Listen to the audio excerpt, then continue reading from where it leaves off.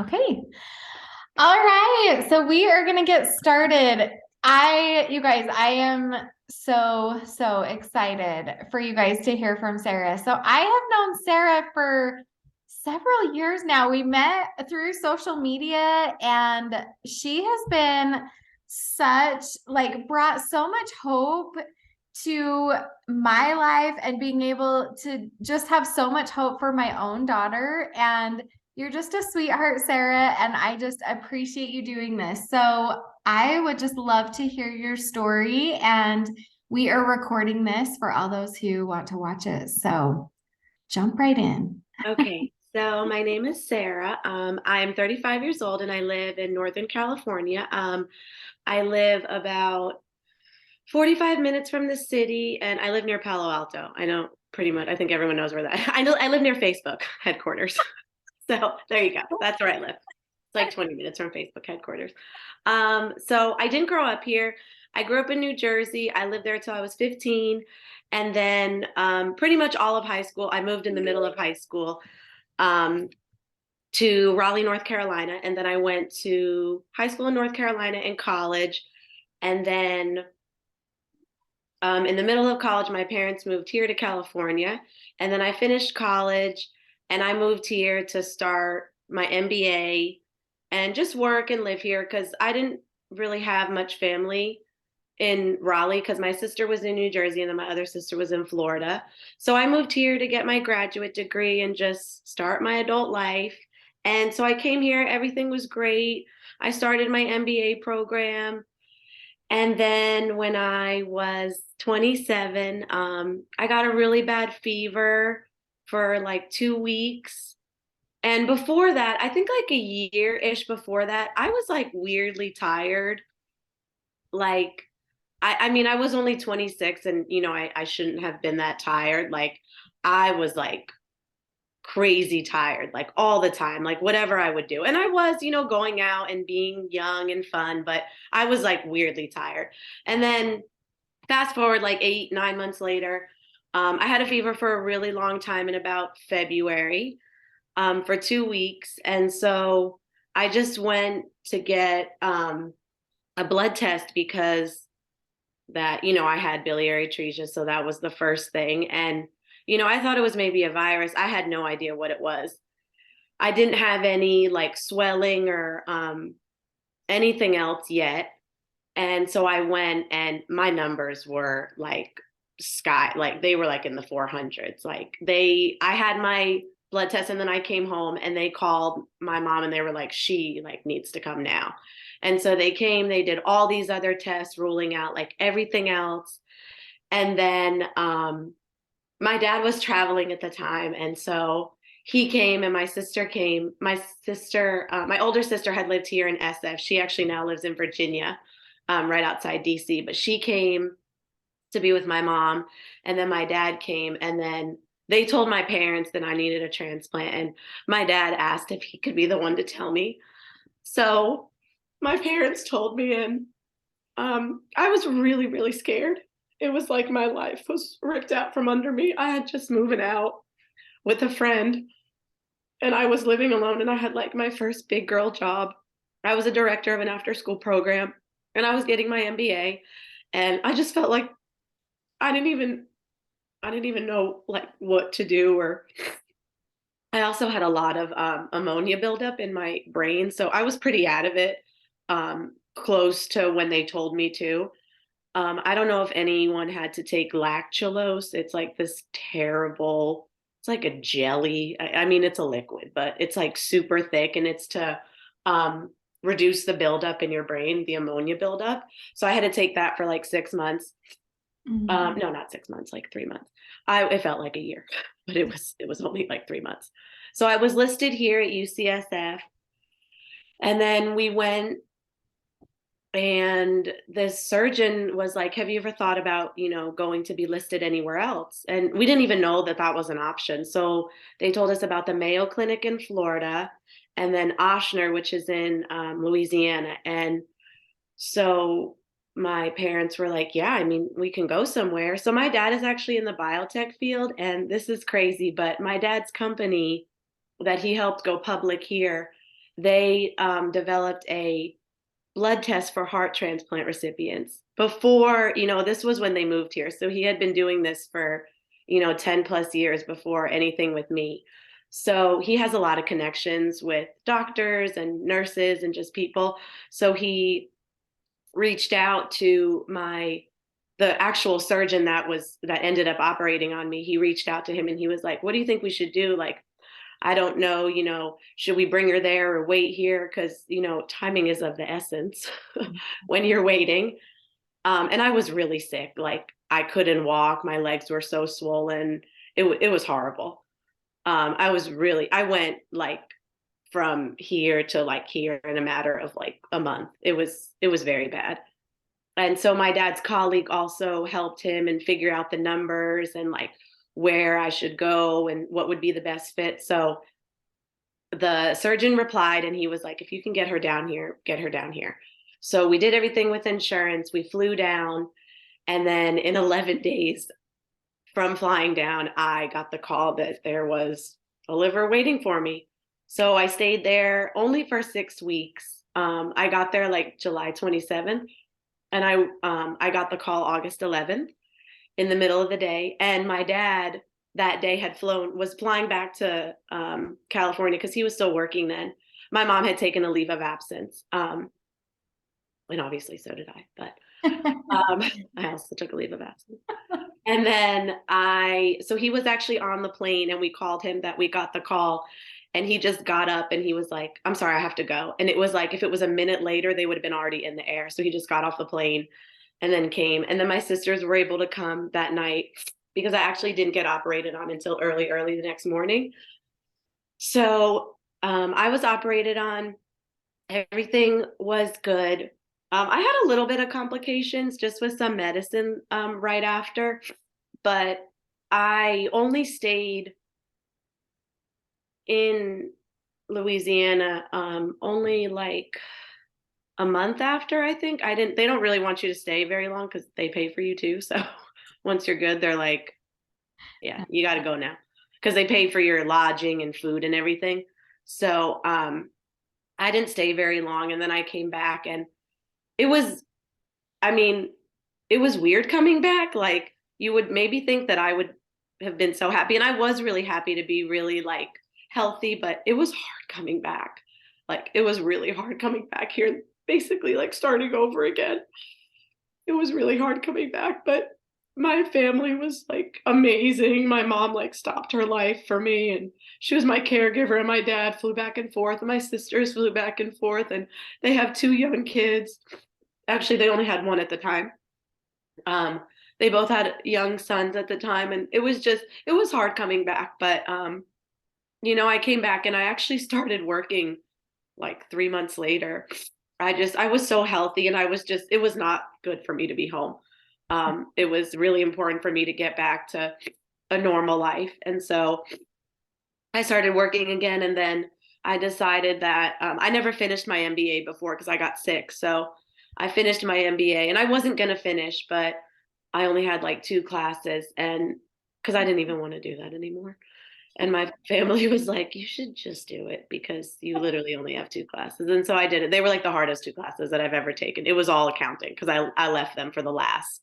So I had to take like three accounting classes in one semester. So that was rough, but I did it. And I didn't think that it would be like, I was like, "I don't even want to go to graduation and I don't care." And then when I graduated, I was like, "I want to go to graduation and I want to party." And I did my hat, like I did my donor's initials in my cap, and it said like, "I'm here because of an organ donor," from Pinterest. It was beautiful. I had this lady make it for me. It was really pretty. And then after that, I decided to get my master's in special ed, and I just finished that last May, and now I teach special ed. Mm.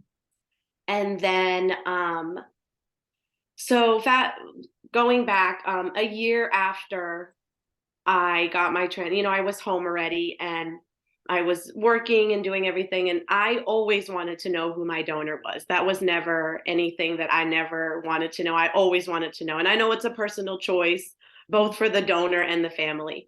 But I always wanted to know. I feel like for me, it gave me a lot of closure to know who it was.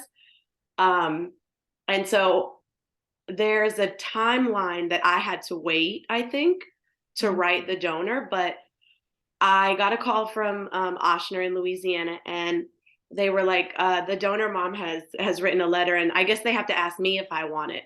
So they were like, "Do you want it?" And I was like, "Of course."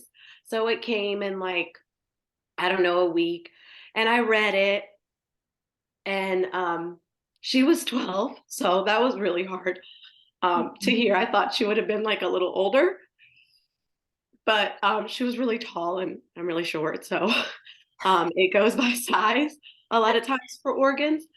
Um, so yeah, and she, you always try to like, or maybe this is just me, but I think I tried to like think about how she would have passed away, and I hoped it would have been like quick and not, she didn't suffer. And in Louisiana, they don't have helmet laws, and there's a lot of gun violence too there. So I think that's a lot of what it is. And I had assumed that it was probably like a motorcycle accident before I even knew how young she was. And she actually died of an undiagnosed heart condition. So she was at a sleepover, like right before seventh grade was about to start, and she actually just dropped dead and she never regained consciousness. So she never suffered. She had something that those basketball players have, that there was one that died. He just dropped dead on the court like 20 years ago. So it's nothing that you only find it if you have other heart conditions. So it's super, super rare. So she just passed out, and she never woke up again. And her parents, they saved three people. And this is her. She's right here in my house. Her name's Laura Lynn. Yeah, she's so beautiful. And so her mom wrote me a letter, and her mom didn't tell me anything about how she passed away, but social media or the internet, so you can figure it out. So I figured it out, and then she didn't. I emailed her back. She sent me her email and her phone number, and I didn't hear back from her for a long time. And then she added me on Facebook, and this was like in May or June, and she asked me if I would come to a benefit for her, and the benefit was actually on my birthday in July.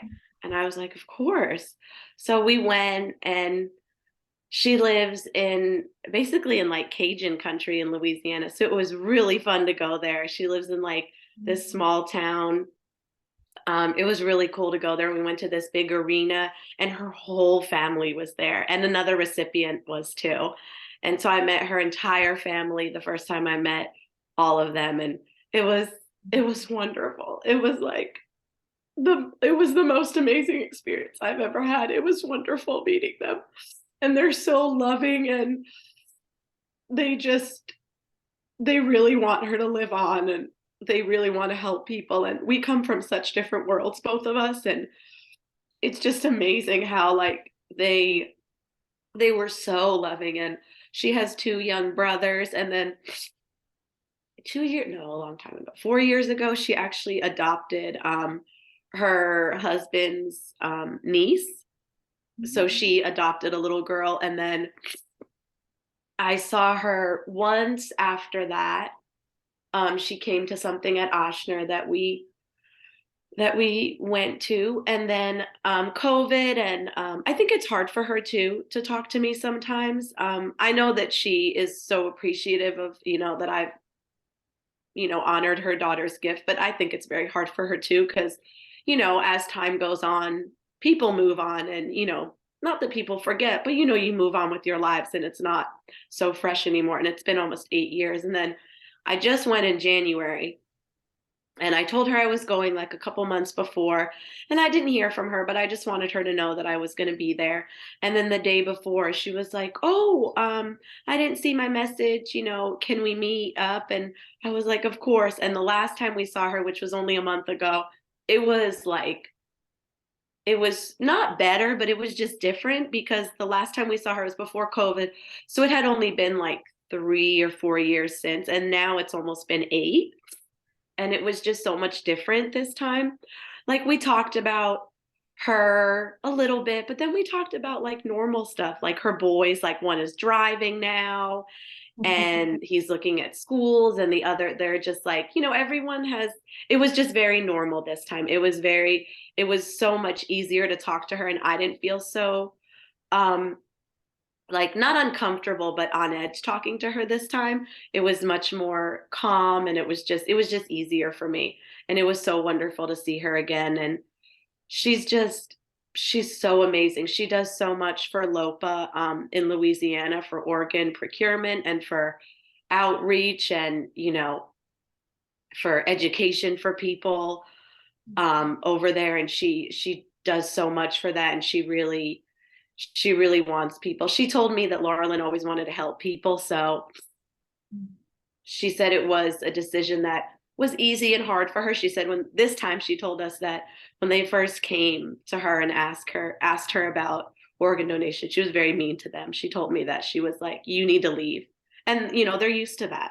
Yeah. And they left, and she said she was very, very rude to them. And then her and her husband talked, and I don't think it was ever that they weren't going to. I just think they had to process, what was happening. She wasn't sick before, and it was literally within 24 hours that this all happened. Like, they had a healthy 12-year-old daughter, and then she was on life support, and they had to decide, what to do with also an 8-year-old and a 6-year-old at home. So it was wonderful meeting them, and I am so happy that I met them. And I said, before I met them this January, if I never see them again, it would bother me, but I am so happy that I got to know who they are and who her family is and all of her family. And they're just such wonderful people. They really, really are. Yeah, they're amazing. They're part of my family. I love them so much. Oh my goodness. Well, I'm a mess. Yeah. In our introduction to the Liver Mamas, I always say bring tissues, and I'm not prepared. I don't have my tissues. I'm a mess over here, but oh my gosh, that is so beautiful. And I love hearing about meeting the donor family, because that's something that unfortunately I haven't been able to have that experience. And you've kind of I don't know, made me feel like I should reach out to them again, because similar to you in wanting to write the letter, and I think it's amazing that she Yeah. reached out to you. That's Like, actually pretty rare. Yeah. I have a friend in Louisiana who she got a heart transplant, and she wrote for 6.5 years. And finally they reached out, and they are like really close now too. And it was a different circumstance. Their son was older, about 20, and he committed suicide. So that has a whole nother like layer of difficulty in that, and how someone passes away. I think it's different in how long it takes. And I know some people that don't want to know. Rochelle is her name, is Laurelyn's mother's name, and she reached out to every recipient, and she gave everything she could, her kidneys, her pancreas, and her liver, and her corneas. Everything she could, she gave. And I met her kidney recipient, and then the other one, she never responded to her. So yeah, it's a personal choice. I think it's hard for people, but I know for me, it was something that I wanted to know, like, right away. Like, I really, really wanted to know. But okay, so I have a couple questions, and I wish we had more here. But I'm curious. So I would love to hear like what your care is now, like how many meds you're on. And I'm also curious because in our Liver Mamas group, most of us, like, our kiddos are little. So walk us through any tips that you might have as far as when they're like in the teenage years, or thinking that they're too cool for their meds, maybe, or kind of these hurdles that as young moms we've heard. But I would love to hear like your perspective, kind of on the other side of that. so, um, I mean, for medicines, I take, oh my God, I take If you medicine don't my mind sharing, Oh sorry. no, I've taken medicine my whole life. It's like Okay. second nature to me. I mean, Okay. everyone's like, "Oh my God, you take so many pills." I'm like, "Do I? I took like 50 after transplant, so I feel like this is like very manageable." But anyways, I guess I have a different perspective, but it's okay. I take 12. I take 12 and pills, and then I do take Stelara, which is a shot, but I had psoriasis when I was young. And then I'm convinced that like all immuno diseases have something to do with liver transplants because I also have Crohn's disease. So, yeah, which is very under control. But I had to leave college for a semester because I was so sick from that also. So I'm convinced like it's connected in some sort of way. But I was taking Humira for it before my transplant, and then I think I was on such high doses of the autoimmune drug that the psoriasis kind of like kept at bay. And then like 2 years ago, I started seeing spots, and honestly, I'm pretty vain, so I just didn't want them. So I was like, these need to like leave my body. So I take Stelara for that, but that's every 12 weeks. It's a injection. Okay. And the other ones, I take cyclosporin, Cellcept. I don't take Prograf. I was allergic to it. Okay. Okay. And so I take those morning and night, and I have alarms on my phone. All my friends are like, it's 8:30. Everyone, all of them, they all know. Even my work, they're like, it's 8:30. But I take it before work. I would just say, I mean, my parents were pretty strict with me. Um, I just, I mean, I know I can see how it could be hard, when you're a teenager, but I think you just have to, have like a serious talk and be like, this is not, you can't miss them. Like, this is not a thing that you can miss. Like, when they're older, you were given this gift and you have to take care of it. And this is how you take care of it.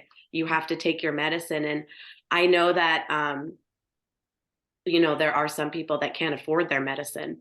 So you should also be taking it because there are many people that have trouble getting it. And Mhm. so, Yeah, I love that perspective. yeah. And I just think, um, I mean, maybe now it's different because I feel like now kids that don't have transplants take medicine for a lot of other things. Yeah. So I don't know. I know like my students, they're all on something for something. Mhm. So it might be a little different now. I mean, I think my friends would ask me, but then, as you grow up and you kind of get like close with friends, like I said now, like my friends know. Mhm. Like whenever we leave, they're like, "Are you taking it here? Are you bringing it to the restaurant?" Like I have no shame. I will do it in front of people I don't know. Like I literally do it at the gym. I don't care. Mhm. Like you will watch me cut these pills open. Mhm. Yeah, I don't care. But I know I'm older and, but I mean, does Alex, I mean, Kendall, does she fight you? No, she's totally fine now. That's Like good. she's totally fine. And I hope, I mean, she doesn't remember what it was Yeah, like not taking. So exactly. I I just always kind of hold to that for her, she's not going to know another world. I think that's But how I was too. Like I've never not known I took just as much, maybe a little bit less before, but I don't know if any of them are you guys still on Ursodiol? Because I took that for years. But I think after okay. transplant, you don't take that anymore. Okay. Kendall was on that, but Yeah, no, she's not now. I was on that, oh my God, for like, I think like 26 years. But yeah, but I don't take that anymore. So I remember taking that. I took like this really disgusting multivitamin that was like really chalky. And then I took prednisone for a really long time, but that was for Crohn's.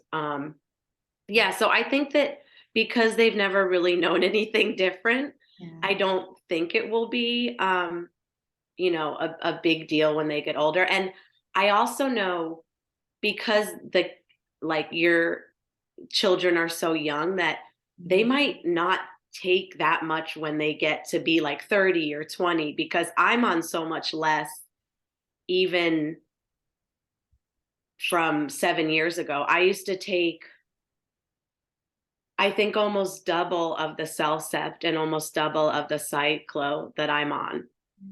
And Okay. so I'm only down to 5 of one and 4 of another. And I used to take like 3 and 3 and 4 and 4. Mhm. So I am much, you know, less, but I don't mind. I don't mind Yeah. taking medicine. But yeah, I don't think I think if they don't know any different, I don't think it'll be Mhm. something Yeah. that,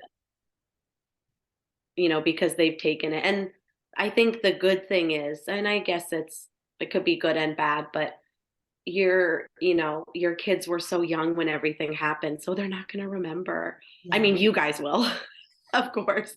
You're going to remember all of it, but you Yeah. know, they will just know a normal life, which is wonderful. Yeah. Like they will just know being healthy and not being sick and not being in the, I mean, does Kendall remember a lot or no? No, she doesn't That's remember amazing. anything. Yeah, she was so little. Yeah. Yeah. Yeah. So speaking of that, I'm curious how it was because yeah, I mean she was a baby, so she doesn't remember anything, which is kind of a blessing It because is. I think of like your situation and how scary it would be like. So tell me about that. So obviously I go to therapy because everyone should. Yeah. Um, and I had a therapist here, and then we would actually do like calls when I was in Louisiana because I didn't want to talk to a new person when I was over there. And um, I mean, I remember it, but I also remember like my sisters and I are very close, and I remember like you can't really think of it in that moment like that much because like I was literally dying. Mhm. And I was aware of it, and it's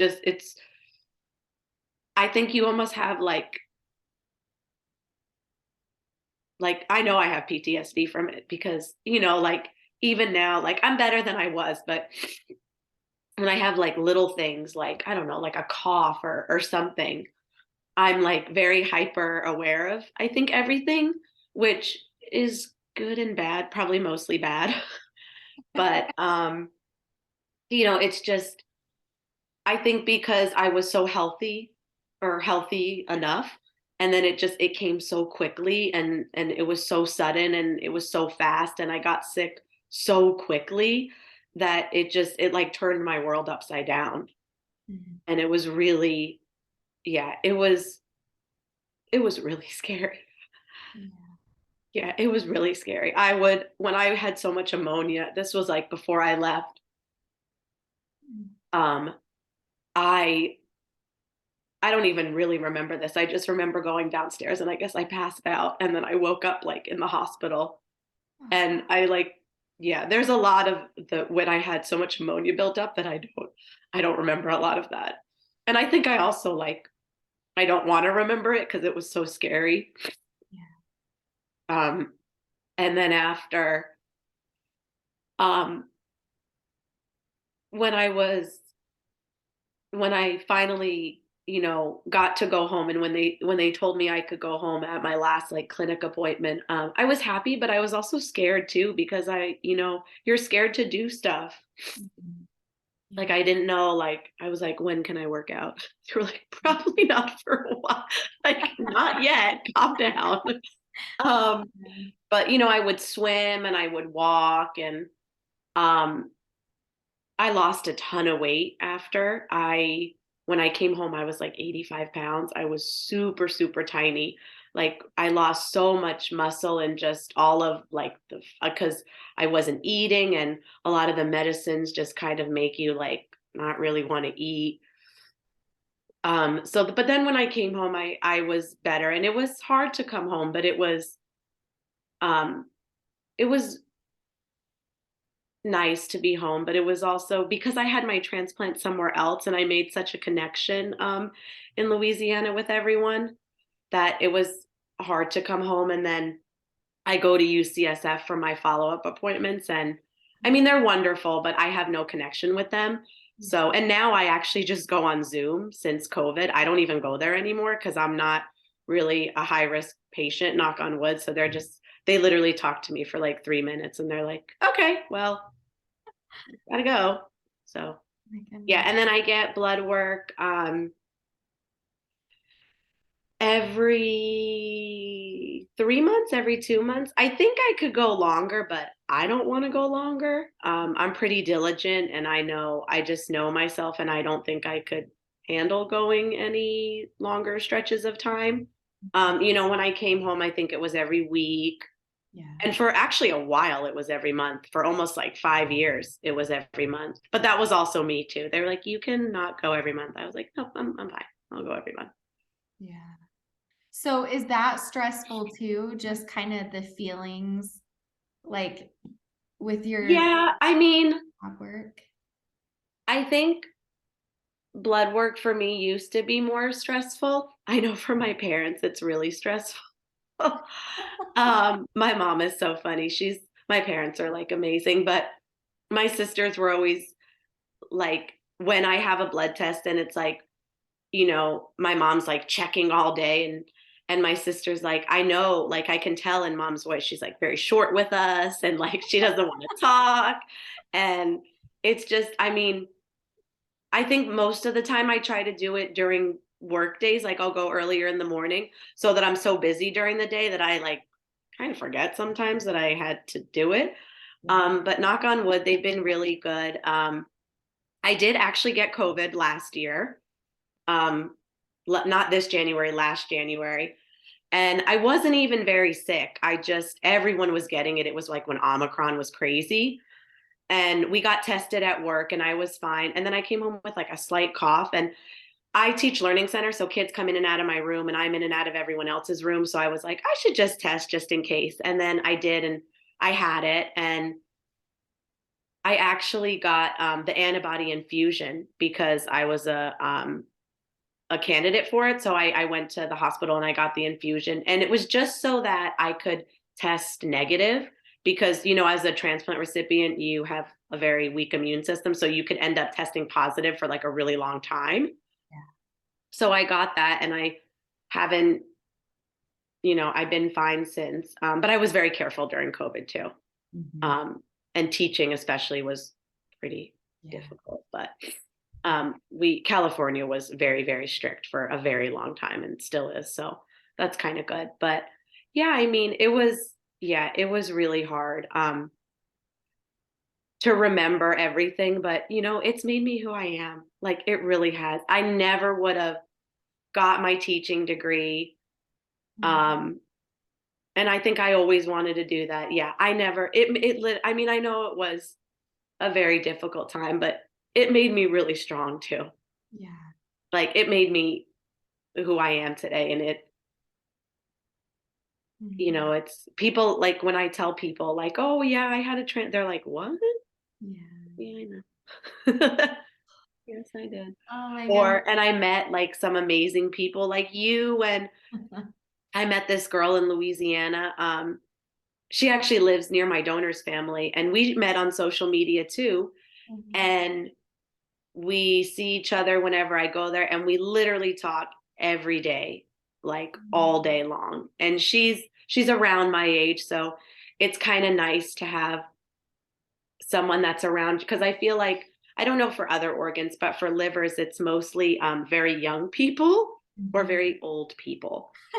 So whenever I do anything, like I tried to do some stuff here, there was like this group here, but everyone was like over 60. So that's not really helpful for me. Yeah. But yeah, I mean, it's nice because we both have like, we know how it is. Like, people don't, no one who hasn't gone through it, like, they don't get it. Like, yeah, I have a blood test, but, Yeah. it's like life changing if Yeah. it's like not. what I want to see on the numbers. Right. But We are going to get kicked off here, but Sara, thank you so